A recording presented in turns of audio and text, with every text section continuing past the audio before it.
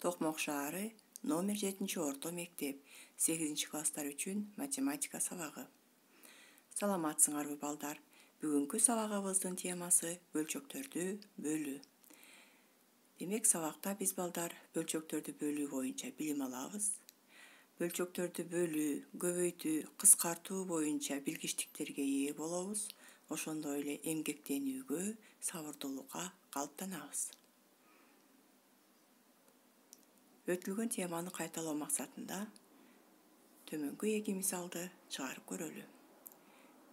3-төн x куб алымында 2, көбөйтүлгөн 4-төн 9 x-тин 4-сү барабар.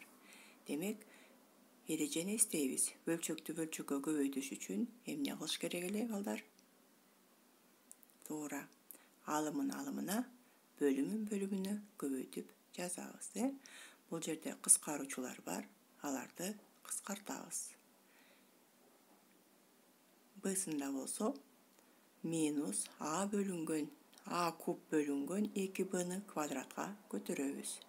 Демек, бөлчөктү даражага көтөрүш үчүн алымын өзүнчө даражага көтөрөбүз, бөлүмүн өзүнчө даражага көтөрөбүз. Эрежени эстедикпи? Азаматсыңар. Жоопторун жазып, үй тапшырмасын жибергенде кошо жибересиңер. Эми бүгүнкү жаңы темага өтөлү. Бүгүн болсо бөлчөктү бөлчөккө бөлүү жөнүндө сөз болот. Бөлчөктү бөлчөккө бөлүү үчүн биринчи бөлчөктү экинчи бөлчөктүн тескерисине көбөйтүү керек. Демек балдар, бул эрежени биз 6 класста өткөнбүз. Биринчи бөлчөктүн өзүн жазып алып туруп, экинчи бөлчөктүн тескерисине көбөйтүшүбүз керек. Демек, биз көбөйтүү амалын жакшы өздөштүргөн болсок, анда бүгүн сабакта кыйналбай эле мисалдарды иштейт экенбиз. Анда эмесе биз 6 класста өтүп кеткен жөнөкөй мисалдарды карап көрөлү. 8-ден 7 бөлүнгөн 6. 8-ден 7 деген бөлчөктүн өзүн жазып алдык дагы, 6 деген бүтүн сандын тескериси 6-дан 1-ге көбөйтүү түрүндө жазып алдык.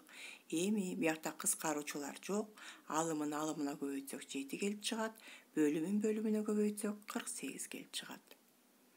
Экинчи мисалды карайлы. 7-ден 5 бөлүнгөн 4-төн 3. Демек, 7-ден 5 деген биринчи бөлчөктүн өзүн жазып алабыз. Көбөйтүү амалын коебуз дагы, экинчи бөлчөктүн тескерисине көбөйтөбүз. Тескериси дегенде алымындагы сан бөлүмүнө кетет, бөлүмүндөгү сан алымына кетет экен.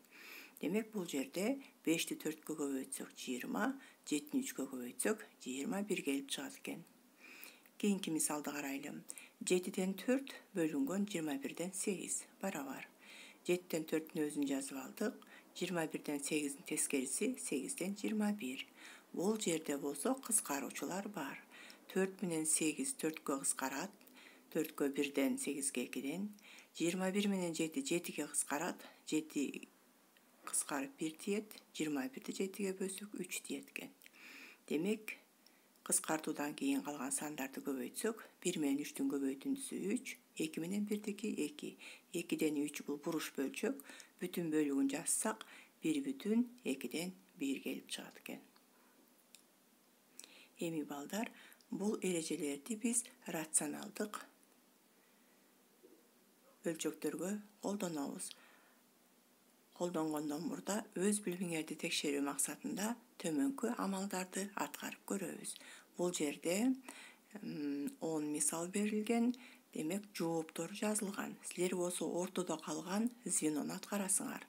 Демек, биринчи бөлчөктүн өзүн жазып, экинчи бөлчөктүн тескерисине көбөйтүп, кыскартууларды жүргүзүп туруп, анан 12 жылдызчанын ичиндеги турган жоопторду алууга аракет кылабыз. Бул тапшырманы дагы аткарып, дептериңер менен кошо мага салып ийесиңер. Эми балдар, дагы 1-2 мисал карайлы. Бул жерде болсо өзгөрмөлүү туюнтмалар берилген. 19-дан 6-дан x бөлүнгөн y-ден 5 барабар.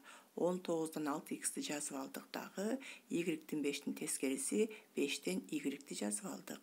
Демек, бул жерде кыскаруучулар жок. Демек, алымын алымына көбөйтүп жаздык, бөлүмүн бөлүмүнө көбөйтүп жаздык. Экинчи бөлчөктө дагы эле биринчи бөлчөктүн өзүн жазып алдык. Экинчинин тескерисине көбөйттүк. Бул жерде да кыскаруучулар жок. Демек алымына көбөйтүп жаздык. Бөлүмүнө көбөйтүп жаздык.